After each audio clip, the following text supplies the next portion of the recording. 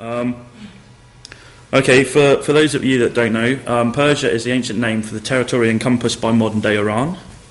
At its height under the Achaemenid rulers, which is basically the 6th and 5th century BC, the Persian Empire included territories found in Egypt, Israel, Jordan, Syria, Turkey, Russia, Iraq, Pakistan and Afghanistan. And just to give you an idea...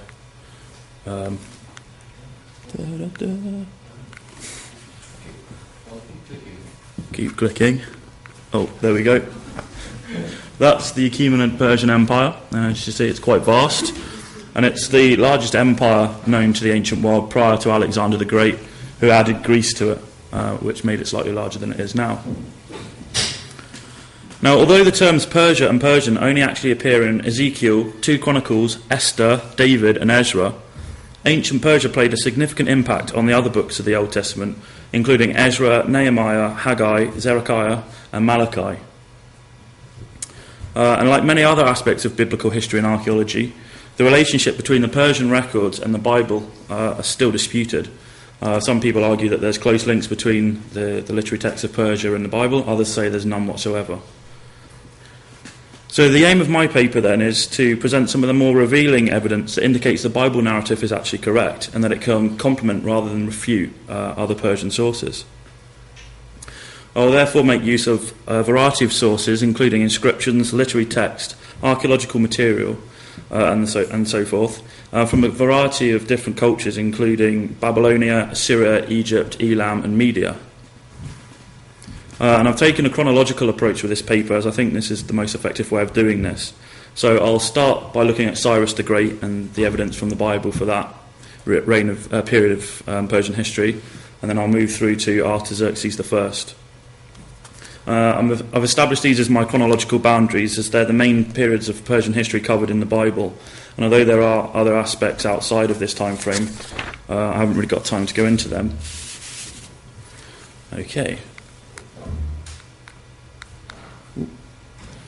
Okay, so this is Cyrus the Great, and there's a variety of different ways of depicting him throughout history. And he lived from approximately 590 BC to approximately 530 BC, and he's also known as Cyrus the Elder, and he's considered the founder of the Persian Empire and the Achaemenid dynasty. As leader of the Persian people in Anshan, he conquered the Medes and unified the 2 separate Iranian peoples.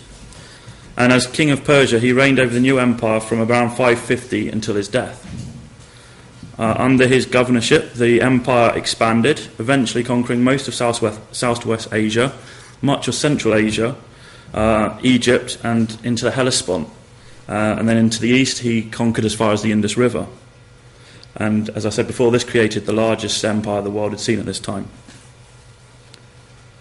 During his 29-year reign, Cyrus fought against some of the greatest states of the early classical period, and this included the Median Empire, the Lydian Empire, the Neo-Babylonian Empire, although he didn't quite venture into Egypt because he died fighting the Mazzageti tribe in around 530, so he never actually quite made it to Egypt, and it was his successor, Cambyses, which was to actually make it to Egypt. And between the years 546 and 540, Cyrus spent much of his time stabilising his reign and crushing various rebellions. So one of the big revolts that he had to put down was Babylon. So as part of his period of stabilisation, he invaded rebellious regions, and he implemented political, economic and social reforms. So being a powerful and rebellious state, Babylon was obviously a key target of his, and he undertook a campaign against the region in 539. And here we have various pictures of Babylon. And you can just see in the bottom one the American troops before they drove over it with tanks. So I'm not sure quite how much of that's still standing. Okay, so at the point that Cyrus begins his invasion, the morale of Babylon has hit rock bottom, and the people are depressed because of the complete neglect of their main city god Marduk. And this is down to the fact that Nabonidus, their king, has decided to abandon worship of Marduk, and he's decided to unexpectedly move to Timar in Arabia, and he'd been living there for 10 years at this point, so he completely abandoned the city, and he's left the rule of Babylon in the hands of his son Belshazzar. And this can account for the fact that in the book of Daniel we have Belshazzar as the de facto king rather than Nabonidus. So in anticipation of the growing Persian threat, though, Nabonidus hurriedly returns to Babylon, and he realises there's something big going on here, so he should actually make a return. And in 543, in a desperate attempt to maintain the loyalty of his subjects, and he collected together all the gods of all the different regions that were under his control, bring them into the city of Babylon and start trying to celebrate festivals in their honour. Okay, so here is Nabonidus. So after years of neglect, the king finally celebrated the New Year rites once again, but it was too late to win back the people or the priests. So they turn against him, and they don't actually revolt against him, but there's unrest, civil unrest, and there's disturbances in the city. And then, according to the book of Daniel, Belshazzar was sacrilegiously using the vessels from the Jewish temple while celebrating a festival when the city falls. Cyrus comes along, and whilst this festival is going on, he sneakily invades the city. The clear implication of the passage is that the Persian attack caught the Babylonians by surprise. However, the statement has been questioned, and it's been argued that the size of army needed to storm a city as large and as vast as Babylon would be impossible to disguise or hide, so therefore it would take some vast oversight on the Babylonians to not actually spot an army of this size coming towards them. However, if we look at other sources, we find similar suggestions, and all these sources also point to the Babylonians being taken by surprise. Herodotus, in Book 1 of his histories, relates that at the time of the Persian invasion, the Babylonians were dancing and making merry at a festival. Similarly, we find in Xenophon's account in the Cyropedia that the Persians chose to attack during a certain festival, and I quote, when all the Babylonians were accustomed to drink and revel all night long. So although these are both Greek sources, and various scholars have questioned their accuracy and authenticity, and also the nature of the sources that they themselves used, we find the Nabonidus Chronicles confirming this view. And there's the actual chronicle, and I assure you that that is a language and not just someone hacking a chisel into a bit of stone. The Nabonidus Chronicle records the events during the rule of the last king of Babylon, King Nabonidus, hence its name, and this is records the invasion of Cyrus. Unfortunately, as you can see from the picture, the chronicles are currently damaged, and there are many blanks and spaces throughout the script, so we haven't got the complete script. The script, however, does describe how Cyrus's power was beginning to build up as he took over a number of city-states, and it lists his previous conquests. But in this account, it's also stated that the Persian troops entered the city on the 12th of October without actually having a fight.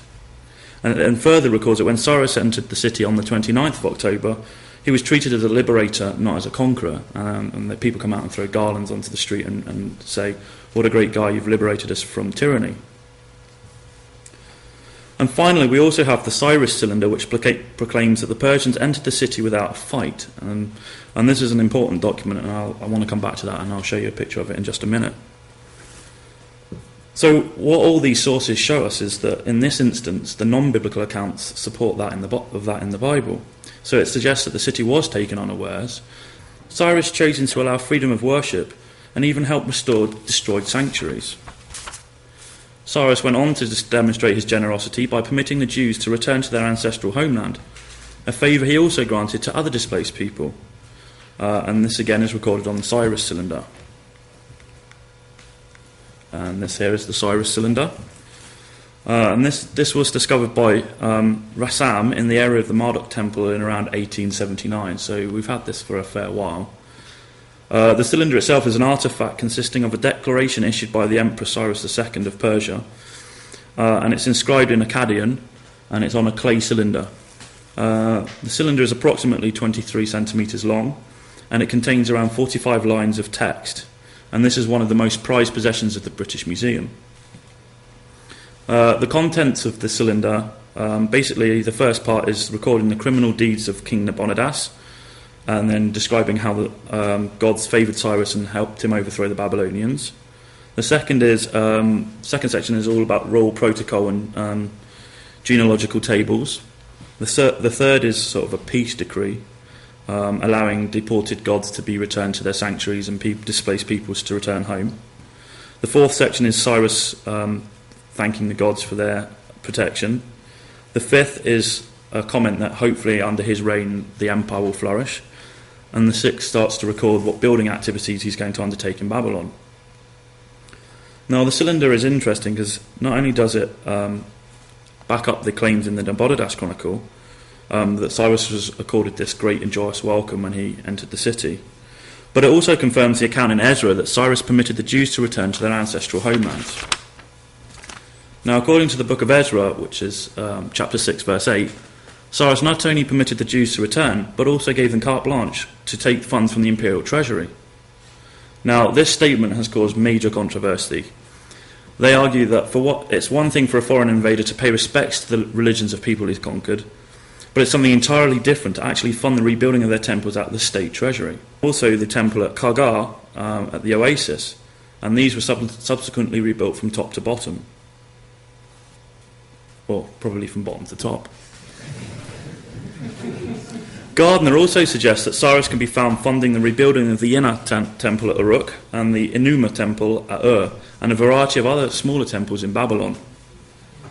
And this demonstrates an important point, and that is that we shouldn't judge the Bible on our own expectations, but on what it actually says.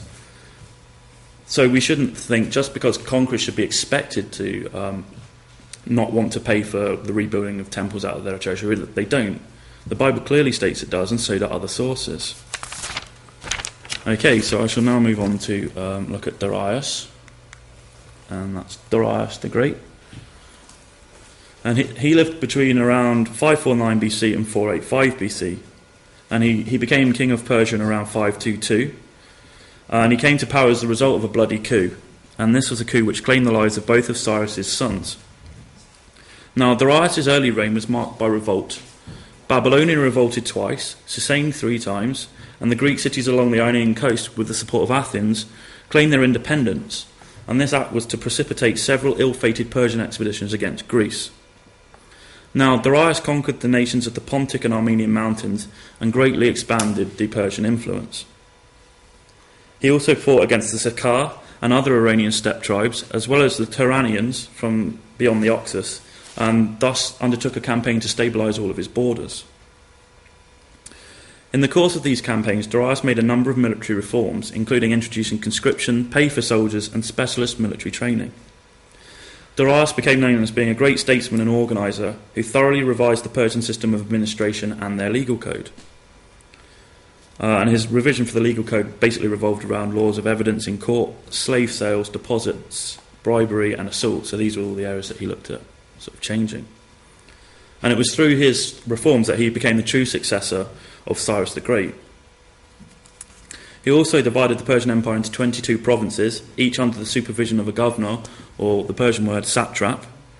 And these satraps were usually a hereditary position and were largely autonomous, allowing each province its own distinct set of laws, traditions, and ability.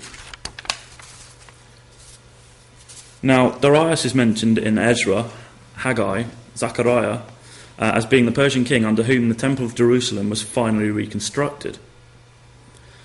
Now, we know that Solomon's temple was destroyed by King Nebuchadnezzar in around 587, and although the Jews had returned under Cyrus, they hadn't laid the foundations of a second temple until around 536, and then work halted during the next 20 years in the face of opposition. And we know this because Ezra chapter 4, verses 1 to 5 tell us. The Bible then records that the Lord commissioned 2 prophets to stir the people back into action. These were Haggai and Zechariah. So some scholars have held now that there's an irreconcilable difference between Ezra and the reference in Haggai and Zechariah, as the former speaks of the foundation of the temple being in 536, and the later sources imply a second foundation in 520. And there's the argument, how can you have 2 foundation dates? However, dual foundation dates is not an unusual practice in Near Eastern culture. We have evidence that it was entirely possible to have more than one foundation ceremony for a particular building. Now, Wright points to a Hittite ritual that speaks of the refounding of particular temples, while we have a number of Akkadian texts that record the founding of a new, and this is in relation to a number of cult places. Therefore, perhaps the second refounding of a Jewish temple is not actually out of character. Now we find that the news of the reconstruction of the Jewish temple was carried to the Persian king by the Jews' neighbouring enemies. And we get in Ezra chapter 5 verse 3 that at that time Tatienai, governor of Trans-Euphrates, and Shethar-Buzeni and their associates went to the king and asked, "Who authorised you to rebuild the temple and restore the structure?" Now originally those who argued against the historical accuracy of the Old Testament used this satrap as evidence to bolster their argument. They identified him as Ushtanu, the satrap of Babylon, who was also satrap of Trans-Euphrates. That was until Olmsted offered an alternative.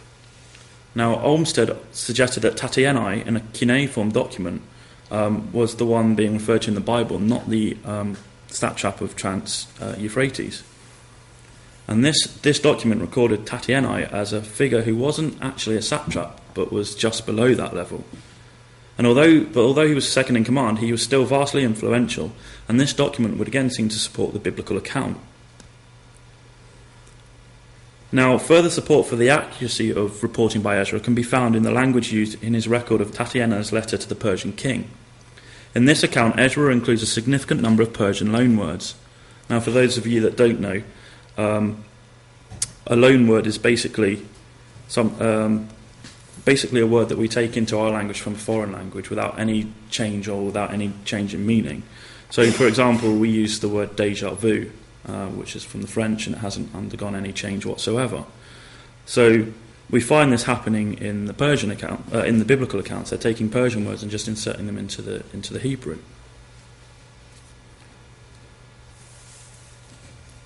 Furthermore, support for the biblical account was found in the Aramaic letters discovered at Elephantine, and I've got a picture of this.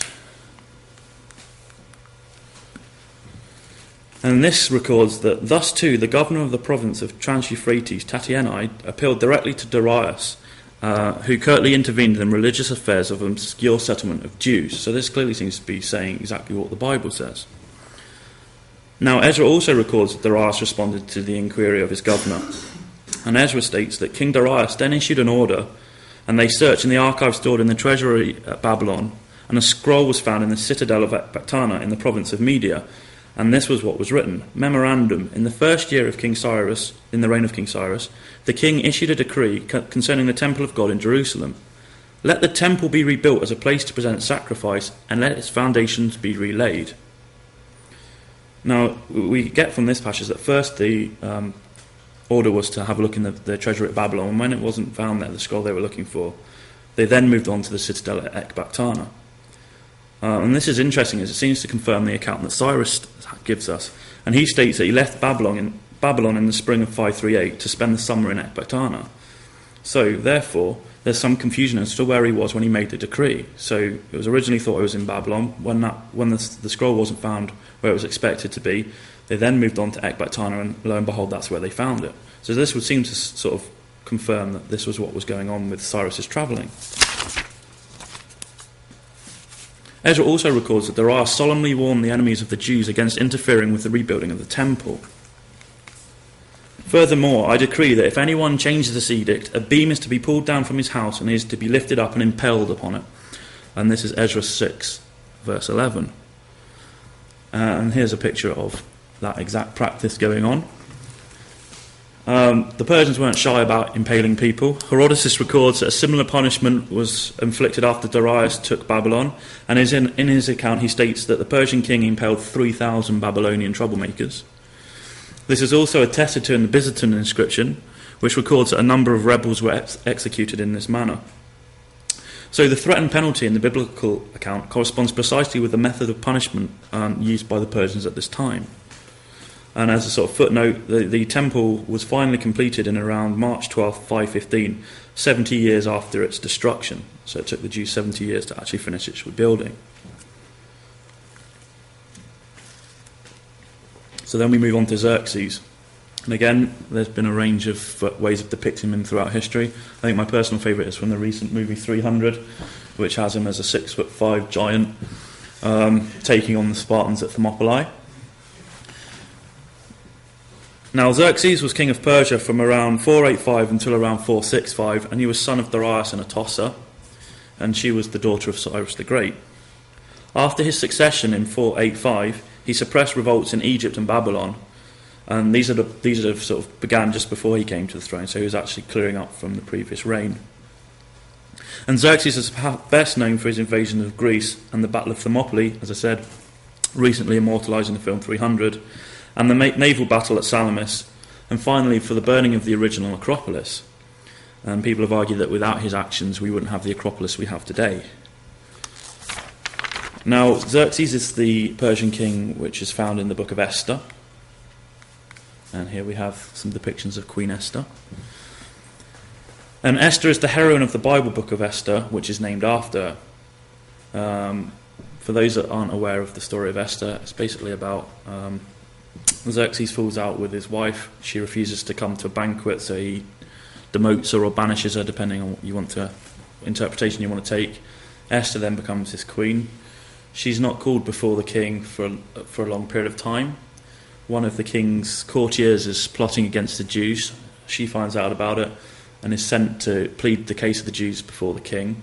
And in these times, if you weren't invited to see the king, he could actually have you executed for this. So it was a risky move. She seeks an audience without permission. The king falls in love with her again and says, "Okay, I'll grant you whatever you want." In the course of a banquet the next day, she reveals the plot. The Jews are saved, and she becomes sort of heroine of the Jewish people. So that's the book of Esther in a nutshell, basically.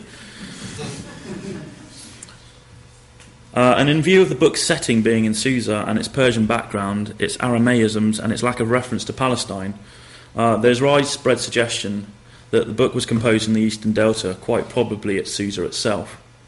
And Susa was the old capital of Elam, and in 521 it was made the administrative capital of the Persian Empire by Darius. Although there has been much scholarly debate surrounding the date and authenticity of the book of Esther, it is interesting that the biblical account matches so well with the Greek sources. Now, our main Greek source for this period is Herodotus. For those of you who aren't historians, Herodotus was a native of Halicarnassus, which is in modern-day Turkey. He was a Greek historian from the Ionian coast. He is often regarded as the father of history, and is exclusively known for his writing of a book entitled The Histories. And this book records his inquiries into the origins of the Greco-Persian War. And his narrative becomes especially important for this period, as it is the only detailed account of a period that is otherwise unrecorded.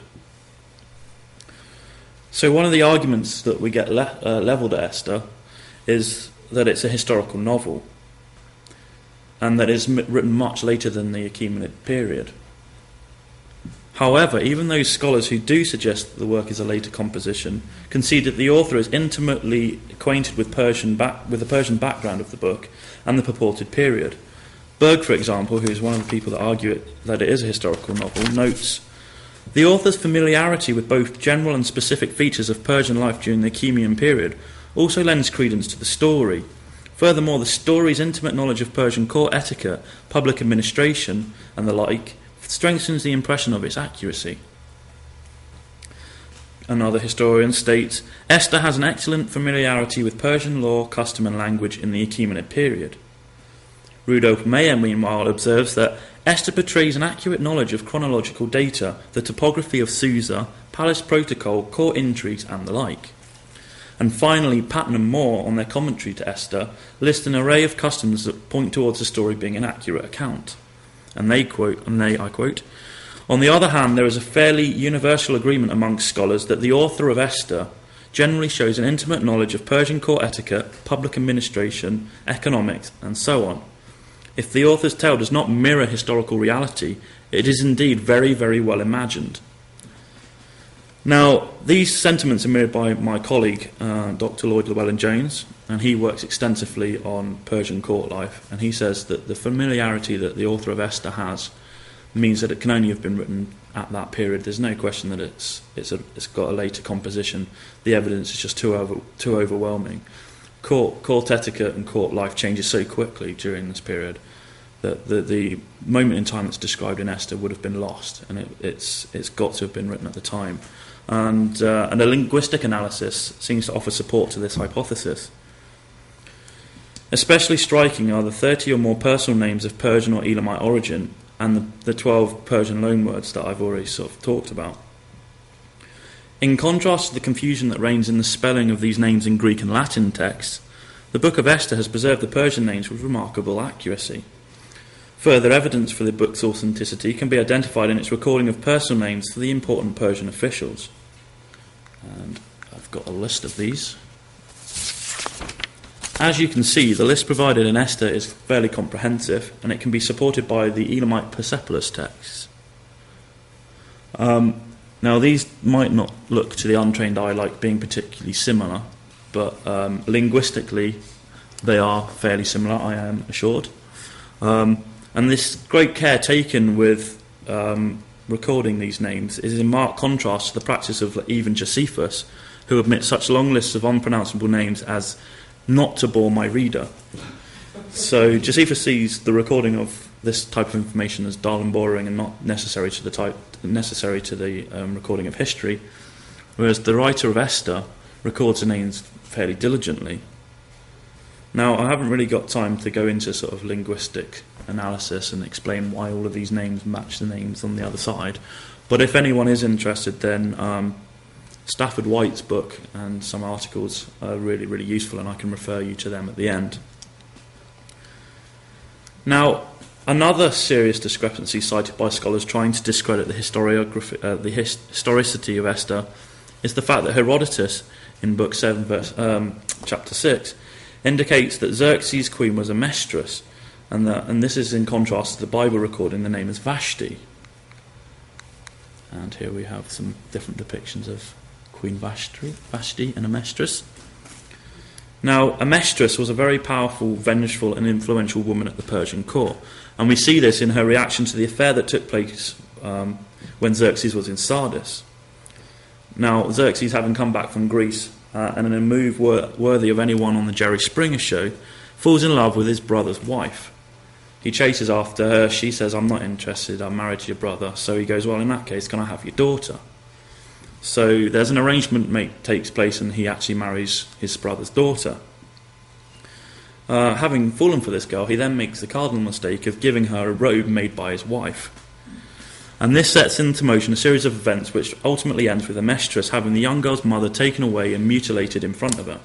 And when I say mutilated, this is to have her eyes poked out, her ears and nose and mouth cut off, and her breasts cut off. And she's then left to live like this. It's the most disgraceful punishment the Persians could inflict, because it didn't actually kill you. You were left to live with the shame of being mutilated. Now, again, Stafford White, who does all the linguistic analysis for this period, has suggested that by assuming certain phonetic modifications, an identification of Vashti with a mistress is easy to make, and this conclusion has been widely accepted now. So it's now believed that these two characters are the same person. And as I said, if you want the reference, I'm quite happy to speak to you at the end and give you the reference. But scholars have then said, okay, well, we can now identify these two people as being one and the same, but there's a chronological problem with the Book of Esther in that there's a gap. Now, clearly, in chapter 1, verse 3, this is the third year of Xerxes' reign, whereas by the time we get to chapter 2, verse 16, that's clearly the seventh. Now, we've skipped 4 years. So what's going on here? Now, if we synchronise this with Xerxes' absence while undertaking his campaign in Greece, we notice that the 4 years would seem to correspond exactly. So David Klein therefore notes that the 4 years between the deposition of Vashti and the installation of Esther as queen in the 7th year would coincide precisely with the 4 years Xerxes was absent from Persia. Now, it's difficult to be undertaking a campaign in Greece and also be getting married in Persia, so that would give us this 4-year gap. And a further argument that has been put forward in dispute of the accuracy or authenticity of the text in Esther is that a mistress clearly wielded power when her son Artaxerxes came to the throne in 464. Now, unfortunately for us, Herodotus breaks off his account of Xerxes' reign at the end of 479, and he only provides a very brief description of the events that took place upon the king's return from Greece. This is outside of his interest. Once the Greeks and Persians have stopped fighting, that's it. He's not really bothered. So this means we can't use Herodotus to work out what's going on. And some scholars have suggested, well, if Vashti is important under the reign of her son, then she can't have been executed or disgraced as the biblical account suggests. However, it's worth noting that the actual biblical account never says that she was executed. Now, this is something that people have taken for granted, that if she was standing in opposition to the king, then the likelihood is he'd have executed her for her rebellion. However, this isn't actually stated, and it's therefore more likely that she was demoted to the status of lesser wife, whereas before she was great wife, she's now just lesser wife, and that she just became another member of the harem. And this is especially likely as she was mother to Xerxes' heir. So you're not going to want to put to death the mother of your heir, and it would be very bad policy. It reflects badly upon the dynasty if you're executing the mother of your legitimate heir. So it's likely then that if a mistress did remain as part of the king's harem, it would be extremely easy for her to regain her position of influence and prestige when her son comes to the throne. So she stays in the background, waits for the king to die. When he does, her son comes to the throne and she can once again retake her place. Another obstacle which has been put forward to accepting the account of Esther as a historical document is a statement by Herodotus that the Persian queen could only be drawn from the 7 leading families of Persia. And this is in Book 3, Chapter 84. Now, this is a far easier discrepancy to dismiss, as Herodotus contradicts his own hypothesis when he records that Amestris was the daughter of Onatanes, and he wasn't from one of these families, so we already have a discrepancy straight away. Additionally, we know that other Persian kings, such as Darius, married from outside these 7 families, so why do we have to accept his account for Xerxes? And then finally, other supporting evidence which we can use to support the biblical account can be found in the reward that the high official Haman suggests to Xerxes when the king wished to bestow favour upon Mordecai. Haman, believing the reward to be for himself, suggests that, and I shall read, to whom would the king delight to do honour more than to myself? So he suggests to the king, for the man the king delights to honour, let royal clothing be bought which the king used to wear, and the horse that the king rides out on, and place on his head the crown which the king himself wears, and let the clothing and the horse be delivered to the hand of the one of the king's most noble princes, that the array of men therein may delight in the king's favour and see what glory this man has achieved. Now, this reward mirrors precisely that of the exiled Spartan king Demetrius, who, when commanded to choose a gift for himself, asked to be permitted to ride in state through Sardis, wearing the king's tiara, just like the Persian king, and to have people out there claiming how great and wonderful he is.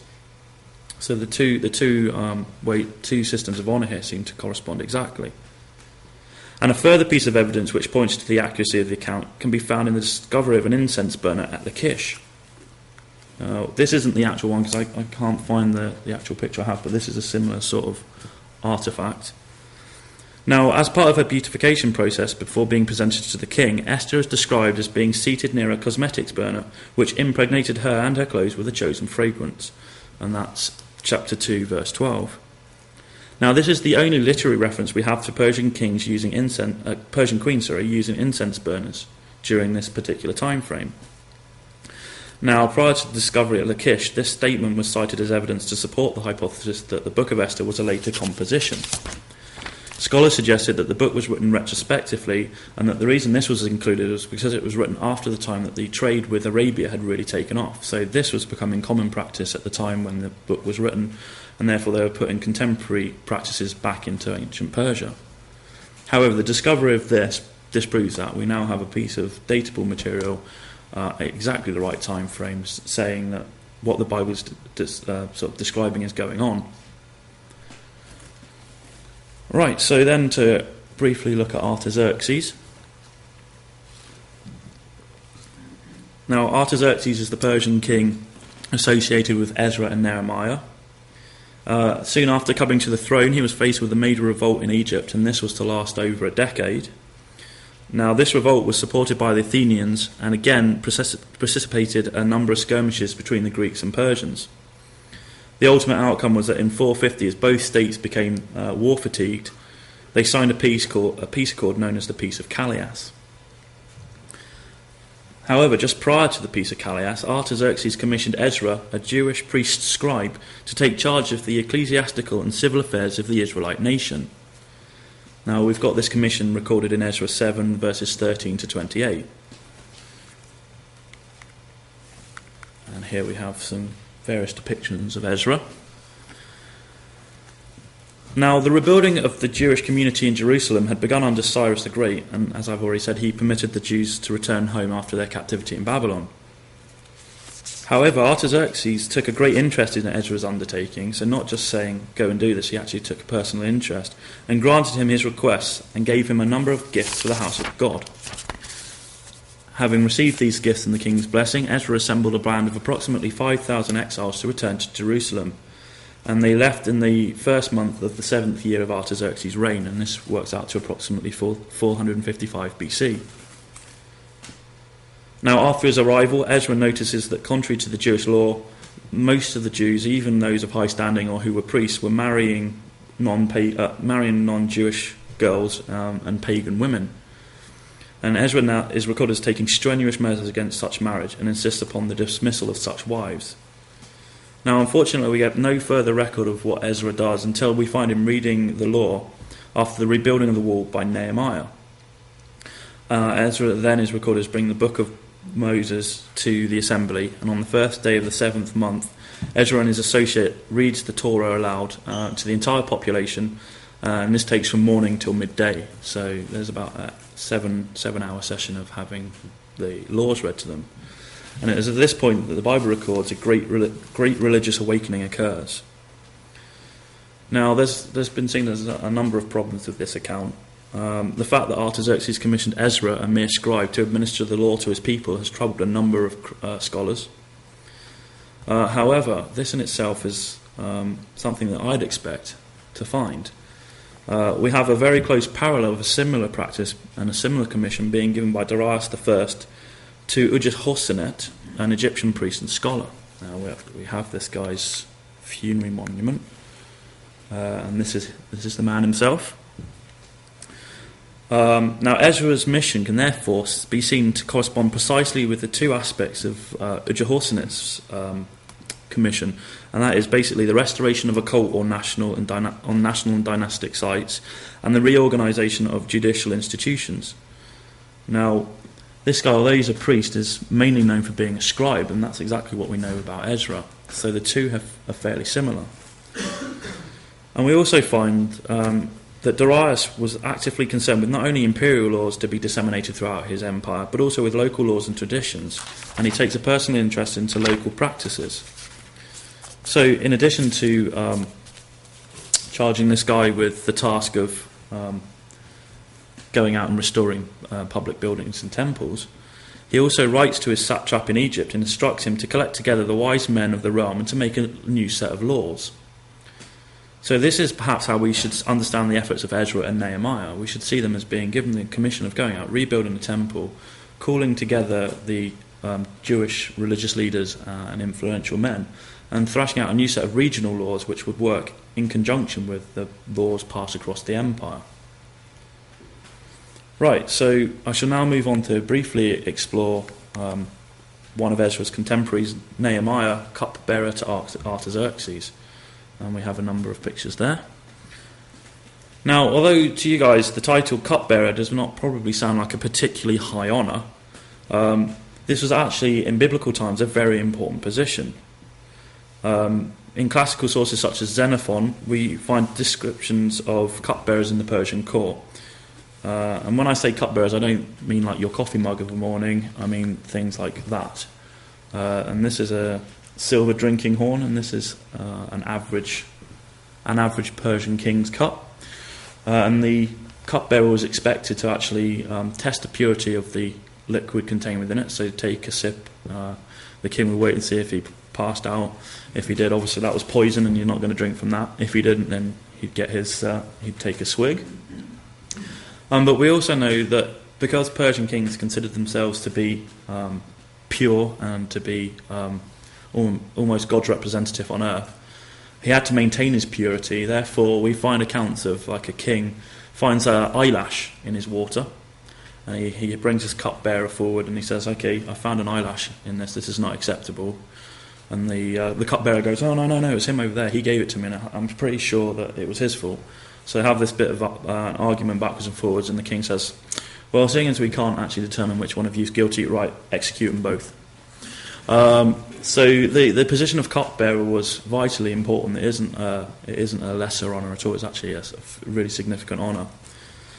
So by having this position, we know that Nehemiah is, by implication of his position, to have been well trained in court etiquette. He was to be handsome. The king didn't surround himself with ugly people. He picked the most handsome men of the day. And he also had the skills to be able to select the best wine, so that the king was always had the best wine cellar, and that he was a good companion, so he could talk to the king. He wasn't just expected to sit there in silence. He was expected to converse with the king, chat about matters of state and affairs, and be sort of up to date on what's going on throughout the empire.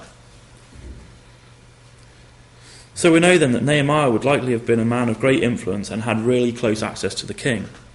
Above all, he would have enjoyed the unreserved confidence and trust of the king, something which he would rely on when rebuilding the walls of Jerusalem. Now this, if we skip forward slides to the actual rebuilding, the fact that the king is trusting this guy with providing him with his food and water, things which were easily poisoned, shows what high trust he placed on Nehemiah. So therefore, when Nehemiah is rebuilding the walls and says, we're not doing this as an act of rebellion, we're doing it because that's what we've been instructed to do, Artaxerxes is willing to trust him because they've had this close friendship. Now, if they hadn't have had this close friendship, it's less likely that he would have been allowed to continue with his project. Right, so having gained this position of influence, he's then sent out to become governor of Judah. And Kurt Galling has taken issue with this statement and says, well, there were never any governors in Judea at any point in Persian history, so why should we accept that Nehemiah becomes the governor? Now, he suggests that the Bible is actually mistaken when it says Nehemiah was sent to become governor of Judah. He suggests that Judah never had a governor and that the governorship that is being referred to is that of Samaria. However, archaeological data has again proven this idea wrong. In 1974, a collection of 70 clay seal impressions and 2 seals of unknown provenance were brought to the archaeologist Naaman Avigad and presented before him. And he was quick to spot that one of the seals bears the inscription YHD, and this is the Persian designation for the province of Judah. Now, these seals can be confidently dated to the 6th and 5th centuries on this basis then, Avigad bought the collection and sifted through it. And he therefore found that there was a number of these seals or coins with this on it, and he then tentatively proposes that they're the governors of Judah that we know of. So whereas prior to this they were saying, well, there was never any governors, due to this one collection of seals and coins, we can now put these guys into a fairly rough, but we think correct, sort of chronology. So having overcome this obstacle, another obstacle was to raise its head.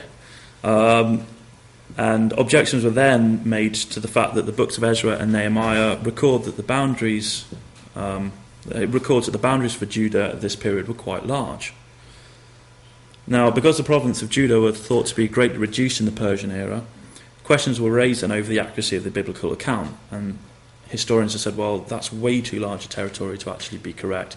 This is obviously the Israelites bigging up their importance in the surrounding area, saying how important they are to the Persian Empire and making themselves sound a lot better than they actually were. However, again, archaeology is slowly but surely proving this idea wrong. Archaeological evidence, in particular the discovery of coins and seal stones, seem to offer further confirmation to the Bible's accuracy. Excuse me. Ephraim Stern suggests that the distribution of stamps and coins which are imprinted with the official stamp of the Jewish province in the Persian period correspond exactly with the boundaries as recorded in the various lists in Ezra and Nehemiah. So all our finds are on exactly the borders and boundaries which the Bible states that they should be. Now, Stern also points out that the discovery of border fortresses revealed in archaeological surveys, in particular those in the Hebron Hills, coincide again exactly with where the Bible says they should be. So archaeology is saying, well, actually, the Bible is right. We can't see these as overinflated thoughts of grandeur. This isn't the Israelites bigging themselves up. This is actually fact. We've now got forts along the borders that we thought that there should be. So once again, all this evidence supports to the accuracy of the Bible. Now, the Bible then records that the Israelite exiles returned to a tiny enclave surrounded by hostile neighbours. To the north they had the Samaritans, the Ammonites to the east, the Arabs and Edomites to the south, and the Phoenicians to the west. So they're sort of like an island in the middle of hostile states. Now we know that there had been opposition to the rebuilding of the great temple during the reign of Darius, and this opposition intensified as Judah's neighbours discovered Nehemiah planned to rebuild the city walls. Now, people didn't like having towns with walls around them, because this means that if you wanted to take them down, if they went into rebellion, you had to besiege them. And sieges in the ancient world were a hit and miss affair. Unless you actually had someone on the inside opening the gates for you, they could be very long and costly. So it made people nervous if you had a neighbour who was building walls around their city. So we get opposition, and we find Nehemiah has a lot of opposition to the rebuilding of his walls. Now the Bible records that the main opponents to Nehemiah's scheme were Sanballat, the Samaritan, Tobiah, the Ammonite, and Geshem, the Arab. Now again, early scholarship suggested that these men were probably fictitious symbols of opposition. So these guys were sort of created as a way of sort of symbolising that the Samaritans were not particularly happy with this, and the Arabs weren't particularly happy with this. So they created these fictional characters to embody that. However, again, archaeology seems to support the biblical account. In a hallway of a temple discovered in the region of Amun, and which has recently been carbon dated to the Persian period, 2 inscriptions have been found that record the name of Tobiah. But more startling is the evidence for Geshem the Arab. An inscription from Dedan in northwest Arabia reads Geshem, governor of Dedan. Furthermore, 2 silver vessels inscribed in Aramaic near the Suez Canal also bear the name Geshem. On one cup is the inscription Geshem, son of Shahar, whilst on the second is the phrase Kunu, son of Geshem. So this is strong suggestion that this was an influential man who did actually exist. Now, despite attempts to prevent him from doing so and an economic crisis, Nehemiah was eventually able to complete the construction of the walls, and Jerusalem once again became a walled citadel. Now, although we have vast archaeological evidence for the walls of Jerusalem and them being destroyed and rebuilt on a number of occasions, the stratigraphy and chronology is difficult to interpret. But again, slowly but surely, archaeologists are suggesting that we now do have walls at the right time frame for this, and that we can actually see at various places around Jerusalem the walls which Nehemiah built. So just a few brief conclusions then. What I hope that I've begun to demonstrate tonight is that far from being an inaccurate group of fantasy stories, the Bible is actually quite accurate in its account. We have a lot of evidence from other cultures, such as Assyria, Babylon, even Greece, which support the biblical account. And we have lots of different types of material, so we're not relying just on literary texts. We've got archaeology, we've got inscriptions, epigraphy, numismatic evidence. All of this seems to suggest that the Bible account is right. So one of the things that I hope that I've sort of shown is that a lot of times scholars go in with this expectation, historians approach things with the expectation that because this is how we think it should happen, it happens. And the example I used at the start, with we wouldn't expect a conquering power to provide money to rebuild a temple, we shouldn't go into the study of history with that expectation. And when we go into this with an open mind, we actually find some interesting parallels, cross-cultural parallels. So that's my speech.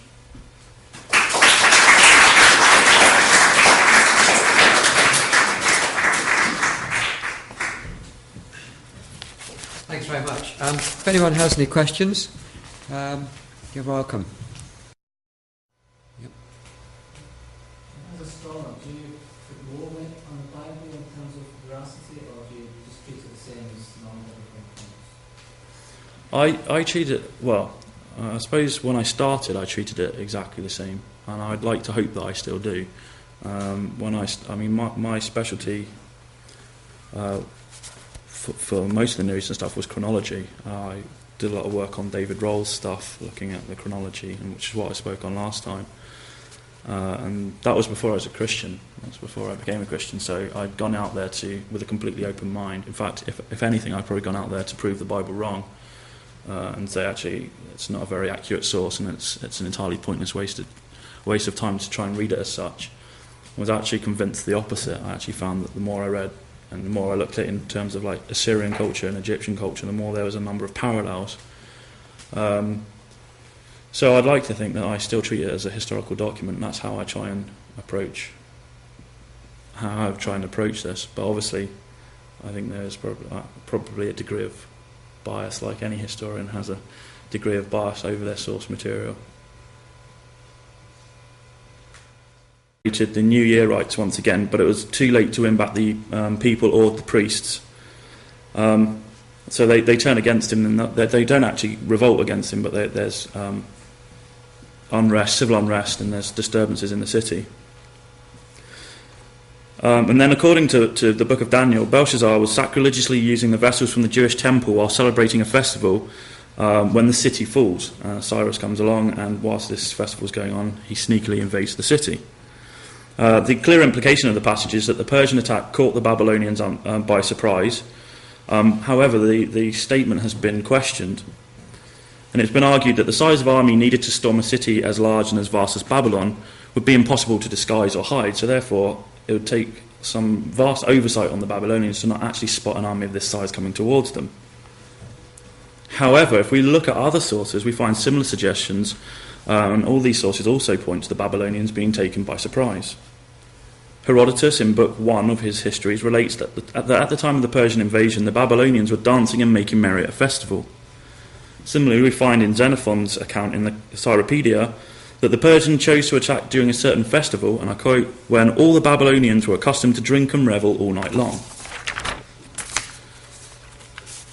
So although these are both Greek sources, and various scholars have questioned their accuracy and authenticity, and also the nature of the sources that they themselves used, we find the Nabonidus Chronicles confirming this view. And there's the actual chronicle, and I assure you that that is a language and not just someone hacking a chisel into a bit of stone. The Nabonidus Chronicle records the events during the rule of the last king of Babylon, King Nabonidus, hence its name, and this is records the invasion of Cyrus. Unfortunately,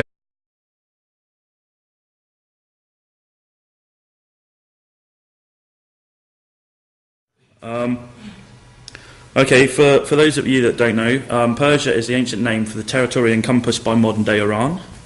At its height under the Achaemenid rulers, which is basically the 6th and 5th century BC, the Persian Empire included territories found in Egypt, Israel, Jordan, Syria, Turkey, Russia, Iraq, Pakistan and Afghanistan. And just to give you an idea...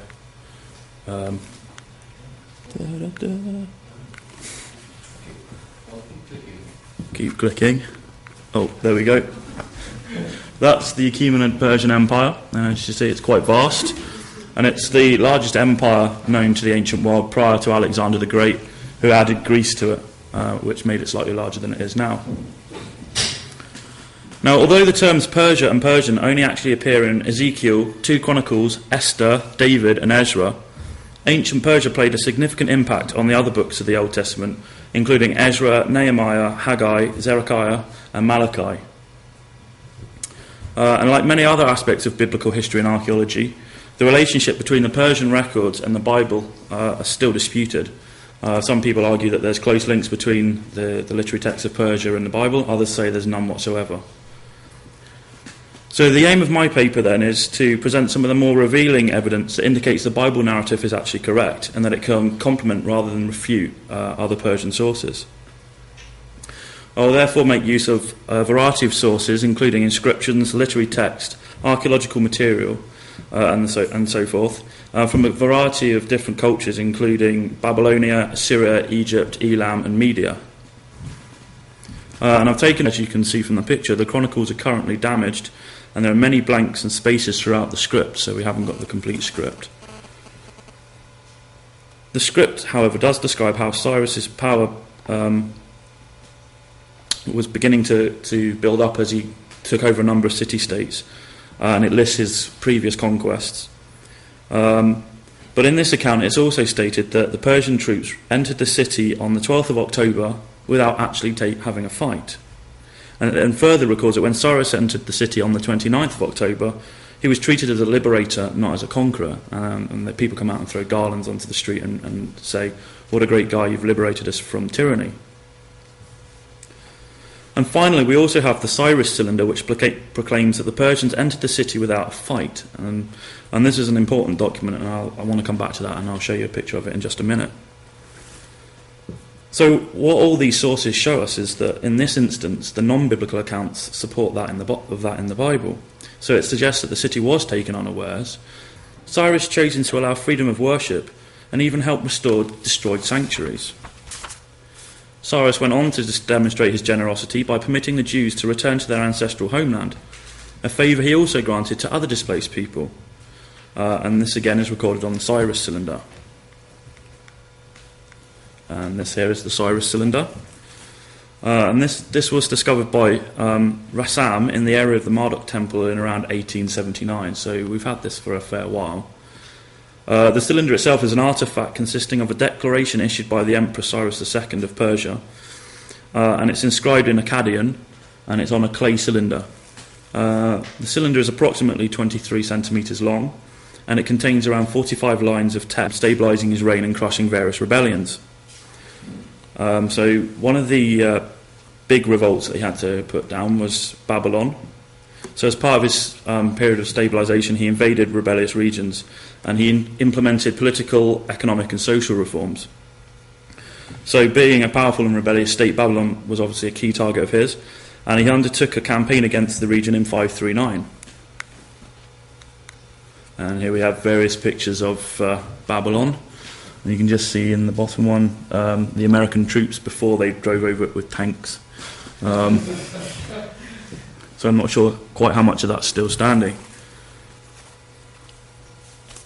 Okay, so at the point that Cyrus begins his invasion, the morale of Babylon has hit rock bottom, and the people are depressed because of the complete neglect of their main city god Marduk. And this is down to the fact that Nabonidus, their king, has decided to abandon worship of Marduk, and he's decided to unexpectedly move to Timar in Arabia, and he'd been living there for 10 years at this point, so he completely abandoned the city, and he's left the rule of Babylon in the hands of his son Belshazzar. And this can account for the fact that in the book of Daniel we have Belshazzar as the de facto king rather than Nabonidus. So in anticipation of the growing Persian threat, though, Nabonidus hurriedly returns to Babylon, and he realises there's something big going on here, so he should actually make a return. And in 543, in a desperate attempt to maintain the loyalty of his subjects, and he collected together all the gods of all the different regions that were under his control, bring them into the city of Babylon and start trying to celebrate festivals in their honour. Okay, so here is Nabonidus. So after years of neglect, the king finally celebrated a chronological approach with this paper, as I think this is the most effective way of doing this. So I'll start by looking at Cyrus the Great and the evidence from the Bible for that period of Persian history, and then I'll move through to Artaxerxes I. I've established these as my chronological boundaries, as they're the main periods of Persian history covered in the Bible. And although there are other aspects outside of this time frame, I haven't really got time to go into them. Okay, so this is Cyrus the Great, and there's a variety of different ways of depicting him throughout history. And he lived from approximately 590 BC till approximately 530 BC, and he's also known as Cyrus the Elder, and he's considered the founder of the Persian Empire and the Achaemenid dynasty. As leader of the Persian people in Anshan, he conquered the Medes and unified the two separate Iranian peoples. And as king of Persia, he reigned over the new empire from around 550 until his death. Under his governorship, the empire expanded, eventually conquering most of Southwest Asia, much of Central Asia, Egypt, and into the Hellespont. And then into the east, he conquered as far as the Indus River. And as I said before, this created the largest empire the world had seen at this time. During his 29-year reign, Cyrus fought against some of the greatest states of the early classical period, and this included the Median Empire, the Lydian Empire, the Neo-Babylonian Empire, although he didn't quite venture into Egypt because he died fighting the Mazzageti tribe in around 530, so he never actually quite made it to Egypt, and it was his successor, Cambyses, which was to actually make it to Egypt. And between the years 546 and 540, Cyrus spent much of his time